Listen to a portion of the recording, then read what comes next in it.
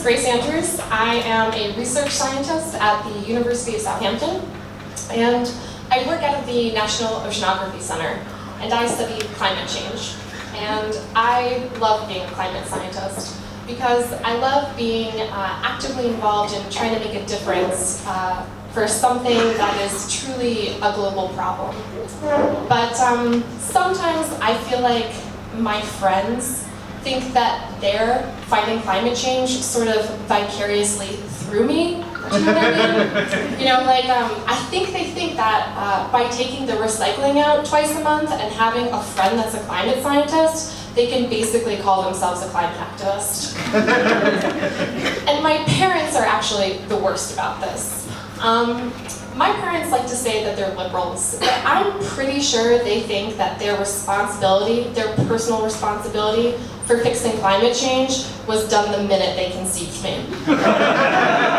Yeah, sort of like, had some sex, didn't use a condom, world saved, job done.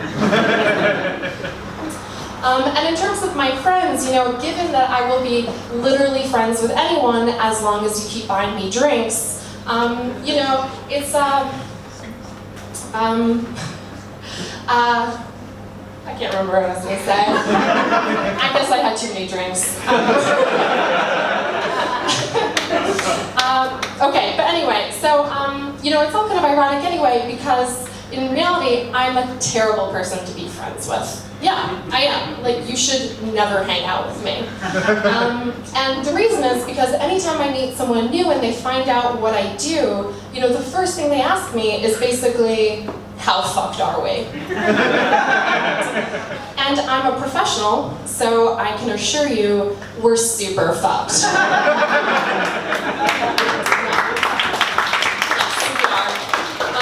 Yeah, no, in all seriousness, I mean, if we keep doing what we're doing and don't make significant policy changes, we're super fucked, you guys.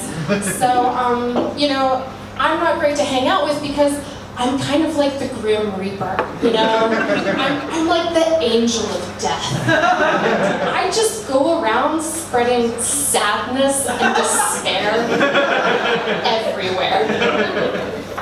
And maybe at best, I'm kind of like the Grim Reaper for the future because, you know, I don't want anyone here to panic. In reality, you know, everyone here, you're all gonna be okay. You know, everyone here, you're all okay, provided you don't move to a tropical island nation anytime soon. But yeah, I'm the Grim Reaper for the future because, you know, we're all gonna be okay, it's just that our kids are screwed.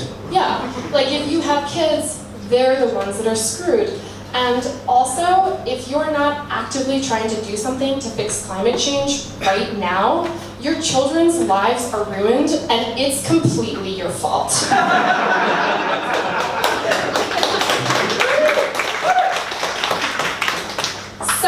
how do you turn that into fun party chit-chat?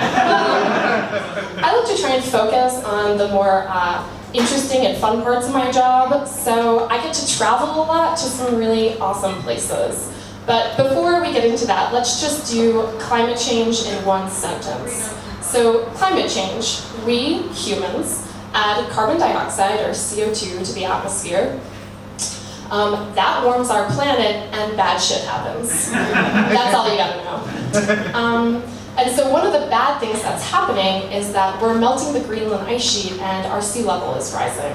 And when I was doing my PhD, I had the opportunity to go live and work in Greenland and study the melting of the Greenland ice sheet.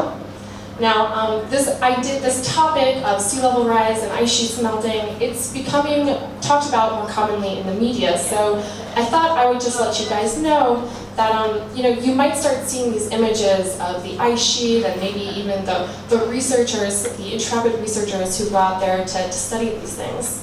But you can take it from me, when you see these images, these documentaries maybe, it's kind of like Facebook. Yeah. It's like Facebook because, you know how you only put your best photos online and you crop out your ugly friends? Yeah, we do the same thing, yeah. Yeah, no, we only put the best things online. Like, you guys will never see the photos of these intrepid researchers, like, digging holes into the frozen soil to shit into for the next 3 months? No. You're never gonna see that. Not a chance. No. For you guys, for the public, it's all just saving drowning polar bears and stuff. Yeah. But so nowadays I work here in Southampton and I'm doing something slightly different. I am working on a geoengineering project. So we are trying to use a natural geologic process called chemical weathering, which is a fancy science way of saying dissolving rocks to remove CO2 from the atmosphere. And to try and do this, we have to go to a lot of effort to make sure that our samples don't get contaminated. So we do all of our work in what are called metal-free clean laboratories. And we have to wear these special suits. So you can imagine these are sort of like full-bodied white plastic suits. So can I get a cheer or a clap or something from everyone in the audience who has seen the classic Christmas film, A Christmas Story? Hi. The people in front, those are my friends. Thanks, guys. Okay, so just them. Check my references before I get on stage. So, a classic Christmas film, apparently only classic in America.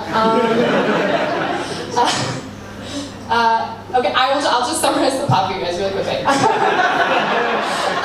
So this movie, A Christmas Story, it's about this guy, this middle-aged guy.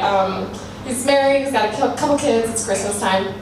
And basically he finds out that he has a sexual fetish for inanimate objects, specifically lamp-shaped like women's legs wearing stiletto heels. I'm not making this up. This is actually a classic Christmas movie in America. It's really popular, it's a family film. Google it. It's true. So this guy's got these kids, and for Christmas that year, the kids are given full-bodied pajamas shaped like giant pink bunny rabbits. Now, the first time I saw the full-body suits we would have to wear in these labs, I immediately thought of this movie. And so I started calling the suits bunny suits.